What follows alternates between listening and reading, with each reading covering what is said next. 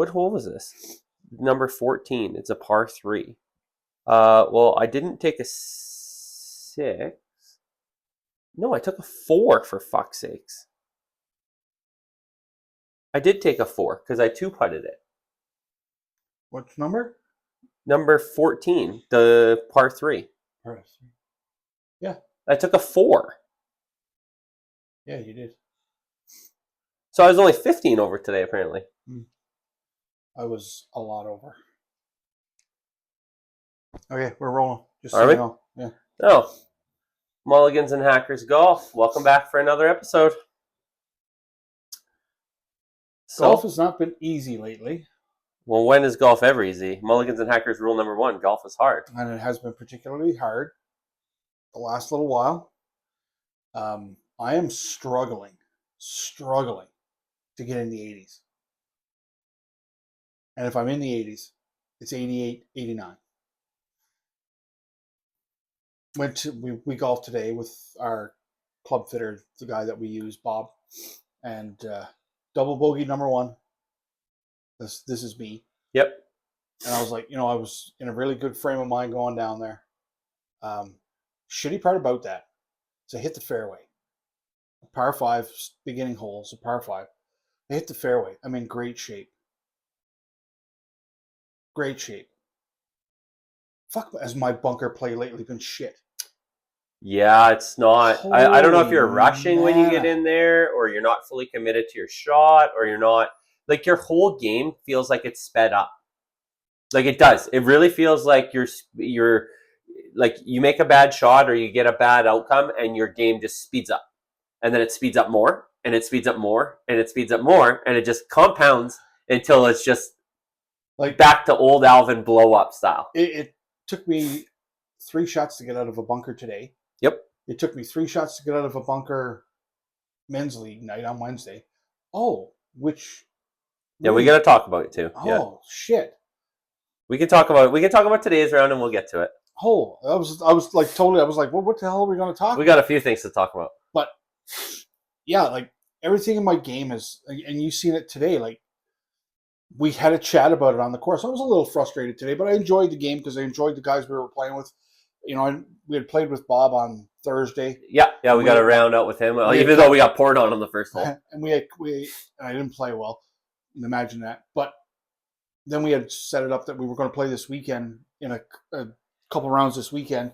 So it was nice to go around with Bob. He's quite a character. Yeah, he's something else. He is some kind of guy. Some guy that's been around golf like his entire life, and it's just... Well, I mean, you go look at what he was doing on 11, par 5. It's like his second shot? Yeah, his second shot. And he's talking to himself the whole time through. He's like, don't even look up. He's like, don't even put negative thoughts in your head. Just through his whole routine. And I mean, you and I are like, that's a lot of stuff going on in that. There's a lot of chit-chat going on in that pre-shot. In that pre-shot. And then he just hits a beauty 5-wood right up there. Right up there. But that was so cool to golf with him and Cam today. That was pretty cool. Yeah, and they're really good. Like, I think Cam finished at 3 over and Bob was 5 over, 6 over. 6 over, yeah. And I mean, they play really good golf, and here, me and Chris are out there kind of hacking it around today. Yeah. But we had a chat about it. We were getting back to what we were talking about. We had a chat about it on the course about trusting. I mean, I was long on so many holes again today. Yeah, and today was warm. Right. There wasn't a lot of wind, right? So the ball compression was probably like more what we're going to see the rest of the summer, right? And for you, like, I mean, you've noticed it in spurts when we've had nice days. And you keep going back to the good old reliable clubs for your distances. For my distances. Because they've been that way forever. And man, everything is coming off of the back. And there's a few of those holes that you don't want to be coming off of the back. You would rather be short playing up to them. The vast majority, you'd rather be not short. off the back, because the back is, most of the greens are sloped. Yep. And you don't want to be coming back up that. And I struggled with my short game today, as I have for the last little while. Yep. And I'm not putting myself in good positions. When I'm hitting greens, it's 3-putt territory. When I'm not hitting greens, if I can get my short game to work, it's 1-putting for a score, right? Well, as Bob would say, what is it like? There's the 4 stages of golf. There's there's frustration. There's sudden change, brief improvement, and then brief mastery, and you just go around in a circle. And I'm like, that's legit. I was like, because for me, I mean, I'm in the sudden, or I'm in the, I made some sudden changes, and now I'm seeing some brief improvement. So I know that my game's going in the right direction. But I was in frustration for a couple weeks, and I'm like, my lord, like, what do I gotta do to do something right here? Yeah, it's like the game. I feel that the game has gotten away from me a little bit here. Yeah. Today was way better off the tee box.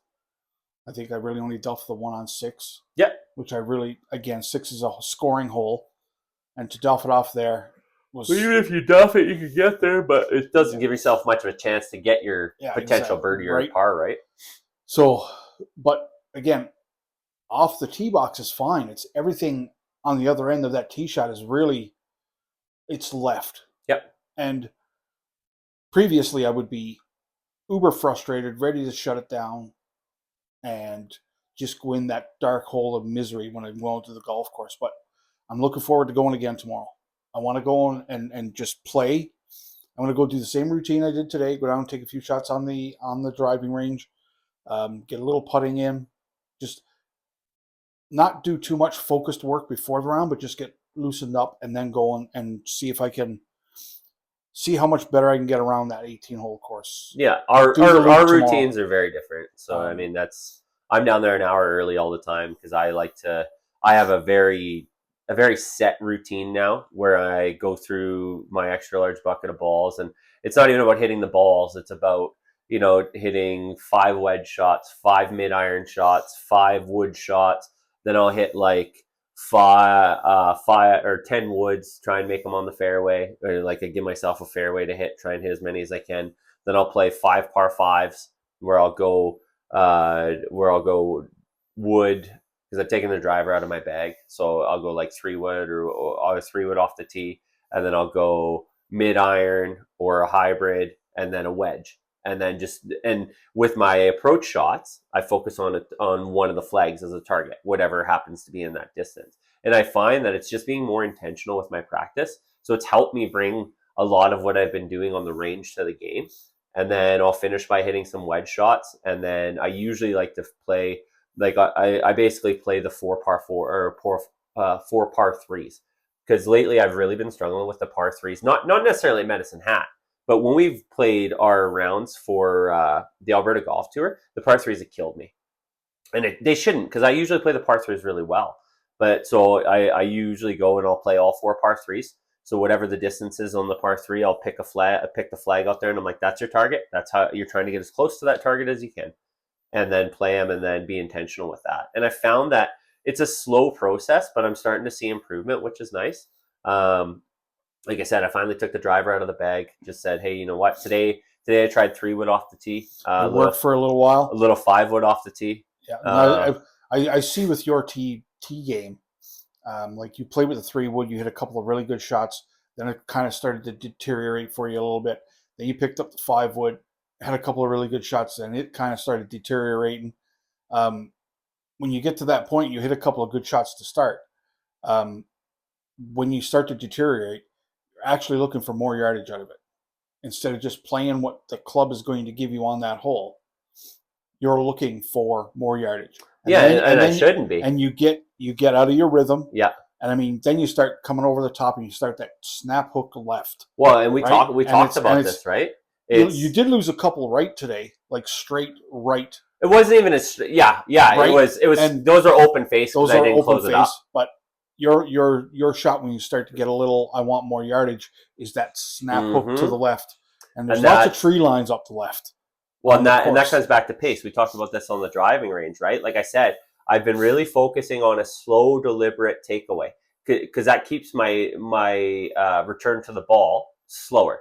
So it's not, because I feel like when I get a quick takeaway, it makes my return faster. And then I have less control, and it gets all just wonky. My balance goes all funky. I don't know what's happening with the club. But if I'm slow and deliberate, I have a lot more good shots than I have bad shots.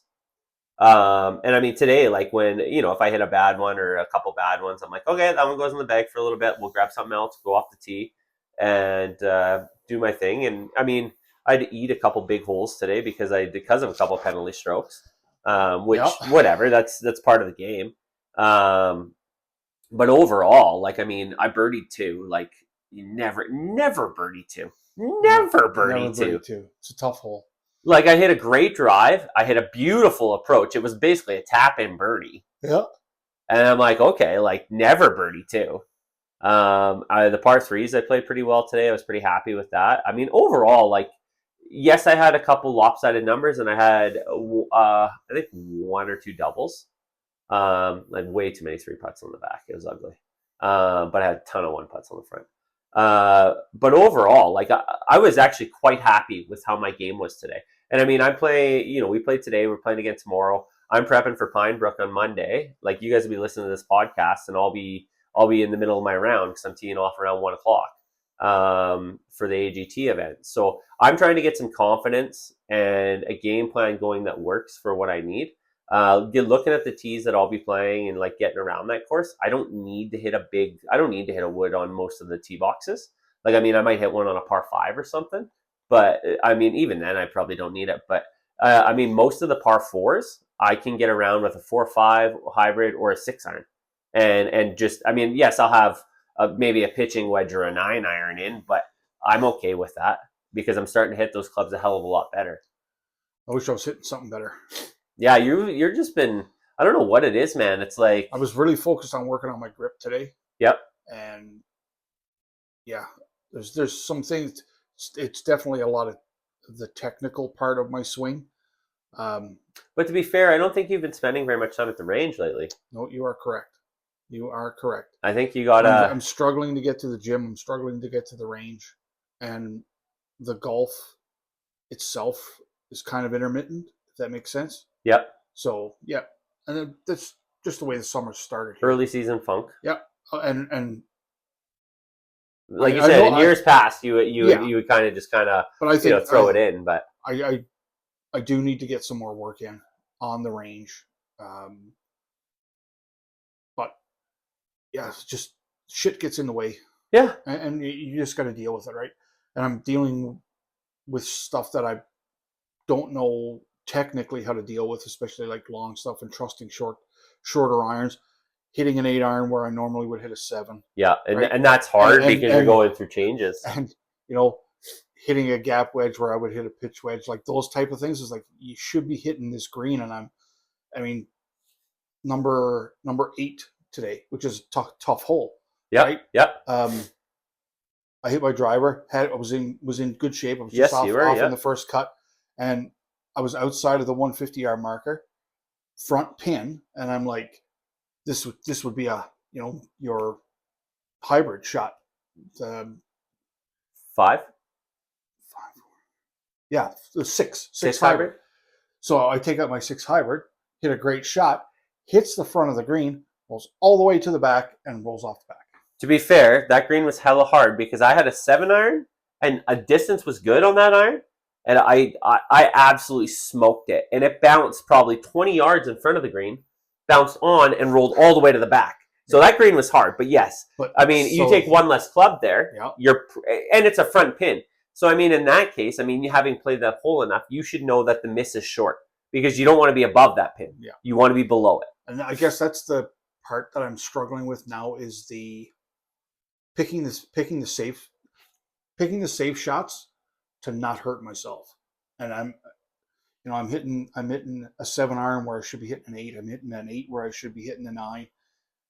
And I'm not really focused on where the pin is on the green. I'm just trying to focus on moving the ball forward. Yep. And not doing that critical thinking of, you don't want to be here. You don't want to be here. Hit a shot to get you here, here, here. And that's really hurting. And it's been very noticeable the last 3 weeks. Well, number 7, they had sucker pin again today. Yep. Hitting in the left corner, right? So for an example for you.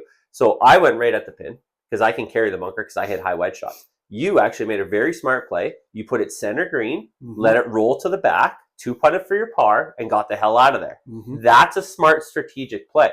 That's what we need to see more of from you, right? It's more aiming, like on most of those greens, because they're not like this, right? Like where they're slanted back to us. You typically, I mean, some of them are, but typically, Number 9 has a false front. yes, some of them are, but typically, you want to kind of just. There's a lot of opportunities where it's like, well, we can't really go at that pin. We kind of got to just throw it either short or throw it in the middle of the green, and then trust our putter to get it done. But the problem is you can't trust your putter right now because it has been absolutely MIA. 4 3-putts in a row today. Yeah, that hurts. You making the putter change tomorrow? I'm still considering it. We'll see if the Lombardi goes back in the bag tomorrow. That'll be a game time decision for tomorrow, I think. Yeah, I had a few 3-putts on the back that I wasn't happy with, but I went and seen Bob tonight when I went out to grab some groceries for dinner and put a new grip on it. Got the old Tour 3.0, changed the colors up, and I got my Patriot colors instead of the camo one that was on here. That I had on there for 3 years. This is my Spider ECG putter that I've gamed for several seasons. I got it with the tournament coming up on Monday. I was gonna make a change to the Jailbird, but I don't want to do that because I'm not as comfortable. So I mean, I want to have a putter in my hand that I don't have to think about it when I step up for weight wise and stuff, just to feel. So I think my biggest thing was the grip was starting to deteriorate around the edges, and I think I putted a few tonight with this, and it was just like, holy shit, I can actually hold my line again. And before I could, it felt like I was just kind of turning just a little bit and just off on my lines. But we'll see what happens tomorrow. I mean, I did make a couple good putts today, but just my putting hasn't been as good as I wanted it to be. But that's, I had a shit ton of 1-putts on the front because I as well was, in position to hit greens and was just missing them or just off them or different things like that. It's just an off day. But I say that now, that's getting too common to just say it was an off day. It's been almost an off month. So, but I mean, again, I want to get back to it. And I want to get back into a routine like going to the range during the week. Yeah. And the range sessions have to be there. I mean, you don't need to hit as many balls as I do because you never have, but you have to have a routine of some kind. I found that my game has started to get into the slow improvement because I've been hitting more balls and I'm like, oh, okay, I'm starting to understand where my problems are coming, whether it's tempo or my hands getting in front of the club. So it's bringing, on my woods. So it's really bringing the hands through first and pulling it through, as well as face. So, and then swinging too hard. I mean, there's all kinds of things. As soon as you understand kind of where your problems lie, then you can kind of work on fixing them a little bit. But yeah, I mean, so we go back to Wednesday night, men's league. Match play, yeah. So our teams played each other. And I wasn't supposed to play that night, but a guy asked me to play. Because he needed it off. It was supposed to be my off night, so I jumped in. Sure enough, our teams are playing. So I said to you, I was like, tell me what tee you're on, and I was like, I'll make sure I'm on that tee so that we can play each other. So we got on, what did we start on, 3? Started on 3. Yeah. Yes. Yeah, we were on the front, right? Yes. Yeah. Started on 3. I don't have the scorecard here. Yeah. We started on 3, and anyways, I had to play Alvin straight up. And my partner had to play your partner straight up. Yep. So straight up match play for men's league. Straight up match play, which is sweet. So I mean, we wanted to play, and we had said before, because again, in this men's league match play stuff, which I'm not a huge fan of, with the gimmies and all that stuff, me and Chris had said it's got to see the bottom of the cup. Yep. So we had made that right from the get-go. And I don't know if our playing partners kind of got the gist of what we were trying to do. Was like, yeah, we're straight up against each other and there's bragging rights here, and we're going to talk about this on the next pod. And so they were like, that's gimme. No, there's no gimmies here. There is no gimmies here. It has to see the bottom of the cup. Yeah, got to make them. So, especially on the par putts, you got to see the par putts. For sure. You just have to. There's far too many gimmies in the men's league. I laugh because even the one night, the week before, I couldn't miss inside of 6 feet. So he started giving me 5-6 footers, and I'm like, "Are you sure?" And he's like, "Yeah, man." He's like, "You've been draining those all night." I'm like, "Okay, I'm not going to say no." But anyway, so we played, I do believe I'll pull up my scorecard because I can tell you what happened based upon my scorecard. Okay. Because I know which holes I lost. What night was that? Was that the? And we didn't even make a bet for the match play. We were just so focused on just, okay, we're playing against each other. You got to be on type thing, right?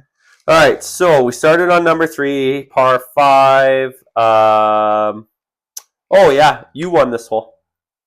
You started with the win the hole because I took a double. I had a really good drive, and then I had a really good second shot, and then I ended up fucking underneath the tree on the right side, so I couldn't do fucking anything.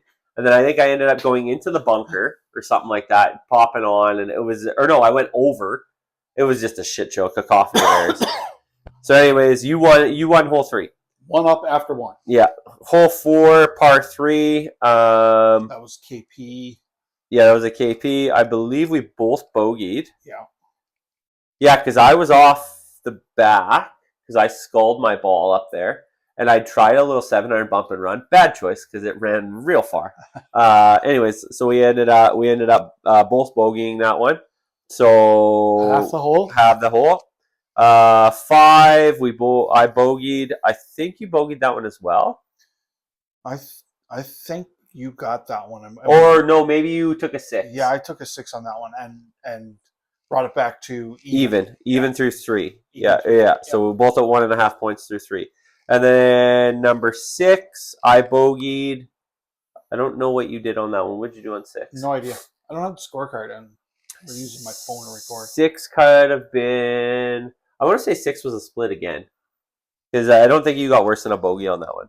7, I won the hole with a par. You ended up taking a bogey, so you were up 1. I was up 1 after hole 7. 8 was a bogey. Did you win that hole? No, we split that one. Yeah. And we split 9 with bogeys. Because I had to make them around. Because you made a great putt and then put some pressure on me to make that one on 9. So, and then circle around the 1. Yeah, circle around to 1. I took a 7. You won that hole. Brings us back to even. Yeah. Yeah. And then we had 1 hole left, and we were even in points. Winner of the hole wins the match, or we split. And we both bogeyed. Yes. But I made, on the last hole, I made a nice putt for that bogey, which forced you to make a bogey putt. Yes, another good bogey putt. Yeah. Because I was outside. I was probably just maybe inside 10 feet. Yeah. Yeah. And I drained it and kind of looked at you and smiled. It's like, okay, well, you definitely got to make this putt. And yours is probably just maybe even like my 6 footer. And I just stepped up. I'm like, I'm draining this anyway, so it doesn't matter. So then we split the match. Yeah, so we went 4.5, so which was good. There was no dub, and our partners went 4.5. 4.5. So our entire match was 9-9. And at the end of the night, Alvin's team ended up beating us 38-34 in aggregate because there's 4 matches. So they picked up 38 points. We picked up 34, which dropped us into second place because we were first place in the league. We're now in second place by 2.5 points. I think we're still second last. Oh, well, whatever. You guys are, you're still hanging around. That was fun though. Like that was super fun. You and me playing each other was just a little bit more. It gave me a little bit more interest in going out there and performing. Like, definitely that type of competitiveness we have between each other. And again, straight up, like our match play was straight up. There was no strokes. Technically, you have lower handicap than me in league, based upon how they do it. But you only get. But Alvin's a 12, or no, Alvin's an 11. 11? 10. You're a 10 and I'm an 11. Yes. So I'm supposed to get my my extra stroke on the backside. So that's why we played straight up. It was 5. We both got 5. So it just wiped each other out. So I mean, it was pretty cool that we got to play the heads up with no strokes. It was really cool that we have the entire match because again, in our Golf Canada apps, our handicaps are a little far away from each other. Like I'm closer to 14 now than I am to 12. Yeah, and I'm like right at 12. So like 12.1, and I should be lower than that, but my game says not. My game says I'm right where I'm supposed to be. My game says I'm right where I should be as well. So it was, Suck. yeah. Well, I mean that was fun, and then I mean, I was running a little late on Thursday. I mean, I booked a tee time for 5:50. Work ran a little late for me, coming in hot. I get a text from Bob saying, "Hey, you playing at 5:50?" I'm like, "Yeah, if I make it, I'm on my way." Coming in hot though. And I don't like to go golfing like that. Like I like to show up and hit some balls, but I'm like, yeah, whatever. First ball goes into the range. I was like, I haven't put a ball. I haven't put a ball in the range all year. I mean, actually, in like 2 years. But anyways, so it was nice to get out with Bob. I mean, we got poured on the first hole, which was kind of miserable. That actually made me quite miserable. I know it did. My mind wasn't there to begin with, and that just put me in a really weird state of the hell am I? And I mean, I was under my umbrella for a while, going, "What the fuck am I doing here?" Yeah, right? And then we made it. I think the tee shots on number 2. Then it stopped raining, and it was a beautiful night. Yeah, we finished. I mean, we were all soaked, but yeah, and I mean, we played with Bob that night, which was awesome. Watched him drain. He's like, I'm not a very good putter, and then he's draining everything inside of 10 feet. If he was on the green within 10 feet, it was just bottom of the cup. He's like, I don't even know what's happening right now. I'm like, yeah, we seem to have that effect on a lot of people. Tell us you're a bad putter and go out there and start draining shit. I mean, Leah was putting up everything when we played with her at Copper Point. I mean, I'm starting to see a trend here. Yeah. It's like I wish somebody would do that for us. Right? Curtis always has his best rounds when he plays with me. Yeah. I don't know what it is. It's somebody's got to bring that same juju for us. I would love to see some juju for us. Right? Somewhere, somehow, but. So I mean, also this in the last week we got some new merch. So we got these nice 36 a day polos. Shout out to Mike. Yeah, shout out to Mike Johnny. Beautiful polos. Have a look at 36aday.com. Yeah, let's do some plugs for Mike so he sent us these polos and they don't have a collar. Yeah, I love it though. They look slick. Like they look. If you got like 4 guys playing in a tournament with these, beautiful. Yeah. They're comfy. They're not heavy. They're not heavy. No, these are really light material. Like yes, I mean. And I love just the subtle 36 a day on the sleeve. Like it leaves open, like you could put a team logo here or like on your other sleeve, right? Like gives you some options to maybe some customize mulligans and hackers. I'm thinking probably, which is awesome. And we also got some kick-ass pullovers, and they are really nice. Yeah, like not heavy material, really light. They've kind of become the rage the last year and a half. The pullovers have with the hoodies, and I mean, I wasn't sure how I felt about it. And I mean, I got my Alberta Golf one last month, and then I got this one, and I'm like, yeah, these two have definitely become my 2 favorite pullovers. Yeah. One's heavier, like my Alberta Golf Tour one's heavier. The 36 a day ones are nice and light. So, like I wore mine this morning because it was a little brisky. Till I warmed up and got ready to go on the range, and when we started and kind of died down a little bit, and then you pop it off. And it's so lightweight, fits in your bag real nice. I got the blue one, baby blue. It's like he knew my me that way. Yeah. And I got the beige kind of one. Yeah. The really light one. Yeah. And I really like it. So check out 36aday.com. Use promo code MNH15 for 15% off your order. Doesn't he have a deal going on right now? And he has a deal going on right now. For Canada Day, I believe. For Canada Day deal. So if you use the promo code MNH15, at least that lets Mike know that we sent you his way. So use that promo code. You'll not regret it. And I mean, and Mike is coming out with some more gear. We have a bajillion hats, as you can see. Every episode we wear a different colored hat. They're Mike awesome. Has been extremely generous to me and Chris over the years, and we really appreciate that from him. So give him some love and go get some merch from him because he has some other stuff on there too, like mugs and water bottles, and stuff. So, but he is coming out with some more stuff. He has said that he wants a full line, which will be sweet. And my biggest thing about the polos is we play golf in the desert in the summer. And black is not a color that we can wear consistently. I think you've wore it for a round. Yeah, I wore it for a round. These when you're out there in the midday and it's 30 degrees with a blistering sun, black is not the color you want to be walking out on the golf course with. Almost need a white option, Yes, and you know a lighter option than like maybe even a blue, if, you know what I'd like to see? red. I'd like a red option. I like the red option. Like I mean the 36 a day. I know his the maple leaf is red, but I mean you could do a little silver maple leaf like on the red hats, and run maybe even run a red option around Canada Day. Yeah. I like that. I Yeah. think it would be sharp. Yeah. But just an idea, Mike. And because Mike has asked us for some feedback on this, we are going to give him some feedback on these items. Absolutely. But I am a stickler, and I know he has the maple leaf, right? And he has the maple leaf inside the collars on the shirts and so the 36 a day logo is on the inside of the polo. Yep. There is no 36 a day on the outside of the polo. Yep. I'm a stickler that if you have a brand, somewhere on there, people have to visually be able to see the brand.